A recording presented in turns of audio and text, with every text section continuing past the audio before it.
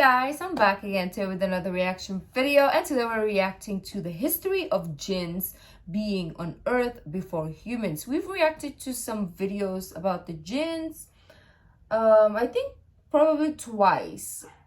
But anyways, before we start off, I can subscribe if you haven't already. Click that bell button to get notified whenever I do upload a video. Anyways guys, let's check this out. This was a request, so let's do this. Now, Iblis is a creation of God. Oh, okay. Iblis is a creation of God. I was wondering if I reacted to it. Iblis is, he's made of fire, which the Quran talks again in several places that he's made of fire. But where did Iblis come from? And were there the likes of Iblis before? So the Mufassirun have commented again. This is based on those narrations that I talked about earlier. And what Allah Azza wa Jalla did is that He created a whole creation of jinns that were on the earth. And this you will find in many of the early Mufassirun have commented on this. He created them on the earth, and they had got taklif. Now what is taklif? Taklif is that God's now given them a responsibility to recognize Him. Now when Allah gives responsibility to creation, He will send messengers. So what Allah did is that He sent jinn messengers. So before there was human messengers, before Adam alayhi salam, who was the first human messenger, there were many jinn messengers that Allah Azza wa Jalla sent to them. Now the jinns are made of fire, and the jinns, one of the things they have inside, being fiery is that you're angry and you're hasty, you're fast, you're very powerful. Now the sifat and the qualities that the jinns have between them is that they are in fights, and they are in quarrels, and they are in superiority, and who can prove who's greater. This is one of the nature of the jinns, and they're always in the spirit of challenge. Now there are good jinns. Allah Azza wa has said that in Surah Jinn itself. He's talked about two different groups of jinns, and He said the Salihun, and there's those who are pious and those who are not pious. Now the ones that were on the earth were both types, and messengers came down. But the messengers in the many numbers were killed by the jinns on the earth. And there was great corruption that prevailed on the earth. There was great corruption that prevailed on the earth. Now there was one notable jinn that was very pious. Iblis, being who he was a good jinn. And he started to worship God to the extent, because jinns could fly, and jinns could go through many of the heavens. They could go up and down. They didn't have to stay on the earth. They could travel up. It was only when Rasulullah sallallahu alaihi wasallam came that they were trapped within this first universe. This is clear from the Quran. This is in Surah Safat, you will find this. In Surah Jinn, you will find this, that Allah did not allow.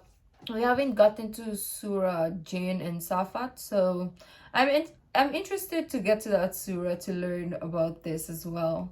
To go beyond the first heaven, or the first heaven meaning the end of this universe. They can't go past that after Rasulullah sallallahu alaihi wasallam became a prophet. But before that, they could go above that. So what happened is that on these travels, Iblis proved himself that he was so close to God. And Allah Azza wa Jalla then allowed him to get closer and closer, to higher and higher basically. And they say in some of these narrations that there was no space in the heavens was left, like no large space was left in the heaven, but Iblis had gone there and he had worshipped God. So he was a very, very, very close, you could say jinn, servant jinn, however you want to put it, to God. Until then, Allah Azza wa Jalla allowed him to come in the company of the Malaika, of the angels. And he got the chance to be in the company of the Malaika. Allah decided that He's going to send the angels down to the earth and to banish the mutamarrideen, or those jinns that had causes a lot of corruption on the earth. So this group was going to come down, and they're going to kill many of these jinns that were just out of control. Iblis volunteered that if he can come with the angels to kill these corrupted jinns on the earth, and Allah Azza wa Jalla gave him permission. So he came, and they killed a lot of these jinns. They left only a few on the earth, and from these few again the progeny of the jinns would start. Now Iblis returns back. Now many, maybe hundreds of years, I don't know, whatever he's going by, because jinns have very long lives. They don't have short lives like the human beings that we only have 60, 70, 100 years. They have hundreds of years. Perhaps they could have a few thousands of years of living. Now you've got Iblis that has gone down there, that has banished these jinns, most of them who are corrupted on the earth, and is returned back with the angels. Now he was with the angels, but Allah makes it very clear that he was not from the Malaika, he was from the jinn. Now why Allah makes that clear is because we understand that no malak or no angel can ever disobey Allah Azza wa Jal. Allah made it in their nature not to disobey Allah, but a jinn can. So the biblical sources, they've now faltered again. They call it a fallen angel. So what they say is that, so that's where that's where fallen angel comes from. I didn't know that. Interesting.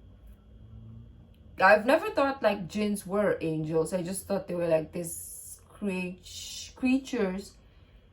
I didn't know like the depth of the history of jinns, or maybe I forget, because we did a reaction to, no, I don't think we reacted to how jinns were created, but we reacted to when the jinns will, I think when they will come to earth, or when they overtake, something like that, some crazy scary story that we reacted to. So this one is more about like the come up, I don't want to use that word, of the jinns. If an angel decides to go against the will of God or the command of God, then that angel, Allah drops him from the rank of the angels, and now he becomes a fallen angel. That's the biblical sort of side, or what some of them believe. The Muslims don't believe that. No angel can ever disobey Allah Azza wa Jal. So that's where we find that Iblis was able to disobey Allah, because he wasn't from the Malaika. Now there's one thing here. Why is it that Iblis is now going to disobey God? Now you've got to understand the whole thing behind the creation of Adam alayhi salam. Suddenly Allah reveals to the angels, and he says, I'm about to make on the earth a Khalifa, or someone who will take command, second in charge, or someone who will rule again, reign after the last reigning. I'm about to make a Khalifa on the earth. Now when Allah said that, Iblis got really happy, right? I thought you got really happy. And you know why? Because Iblis knows that the angels are not the ones who are going to rule the earth. If there's anyone, there's going to be the creation from the jinns. Allah's going to now make a Khalifa perhaps from the jinns. But Allah's decision wasn't that he's going to make a Khalifa or a vicegerent from the jinns. His decision now was that he's going to create this new creation. Now this shocked Iblis, because all these years that Iblis had worshipped Allah and had been so good was because he wanted power. He wanted prestige. He wanted to be in charge of the earth. Power is really evil, though. It's one of the roots of evil. He wanted to be, come back on the earth, and he's going to be sent perhaps as a messenger, or he's going to be sent with a new command of God on the earth, or he's going to be in charge of the jinns on the earth. There's something beautiful that's going to come for Iblis, something that he had a big glimmer and a big hope in, and all that was getting crushed now with this new creation. Now, who is this new creation?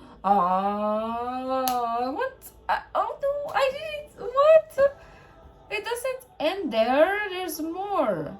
We need more of this story. I love reacting to this types, because we get like a storytelling kind of format, as well as like intriguing facts and knowledge as well. So that's really nice.